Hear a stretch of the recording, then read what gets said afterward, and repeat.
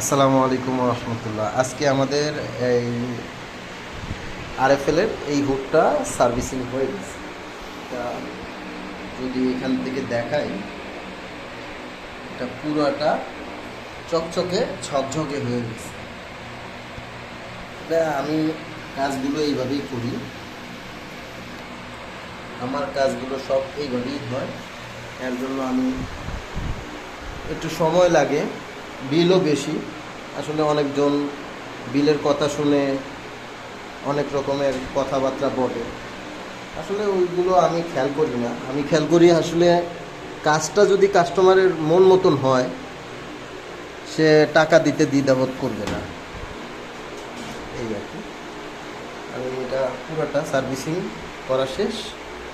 এটা হলো কাভার, এটাও একটা কাভার, এটা উপরের একটা কাভার, এটা হলো রাউন্ড বাস্কেট, ওইগুলো ঝং।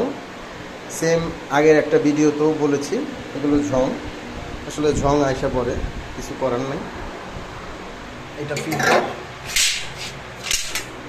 এটা ফিল্টারটা মেলা টাইম ধরে এটা পরিষ্কার করা হচ্ছে।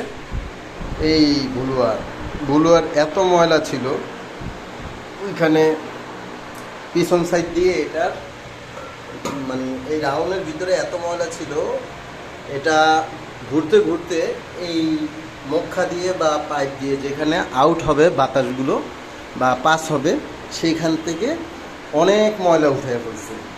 আসলে আমি একটা ভিডিও ছাড়ছিলাম এর আগে, এই হুডটার সার্ভিসিং করতেছি। পিছন দিয়ে ওই মুখার পিছন দিয়ে প্রচুর পরিমাণ তেল বেরিয়েছে, ওই মুখাটা পিছন দিয়ে। এটা তো এইখানে থাকে, এখান দিয়ে অনেক পরিমাণ তেল ছিল, এইখানেও প্রচুর পরিমাণ তেল ছিল। এগুলো কিছুই নাই, সবই ম্যাজিক হয়ে গেছে। এইভাবে আমরা সার্ভিসিংগুলো করি।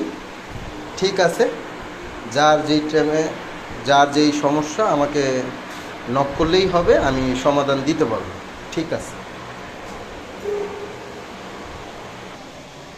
এইখানে হুডটা ছিল, ওই পাইপে প্রচুর পরিমাণ ময়লা, আর এই একটা পাইপ এক্সট্রা করা হয়েছে।